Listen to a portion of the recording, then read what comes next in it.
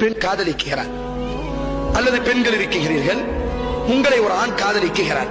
ஒரு அடிப்படை என்ன சொல்றாங்க அப்படின்னு சொன்னா, என் காதலி ரொம்ப நல்லவன், புனித தலை நிமிர மாட்டாள், நல்ல குர்ஆன் ஓதுவாள், நல்ல மார்க்க படிப்புடையவள், நல்ல பாசமுடையவள், மார்க்கத்துல நல்ல பிடிப்புடையவள், அப்படியெல்லாம் இருந்திருந்தால் உன்னை ஏறெடுத்து கூட பார்த்திருக்க மாட்டாள்.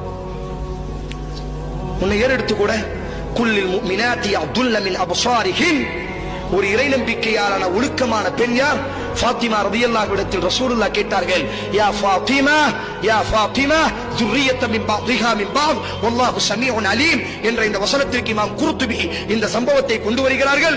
எனது அன்பு மகள் ஃபாத்திமாவே, ஒழுக்கமுள்ள பெண்ணினுடைய அடையாளம் என்ன?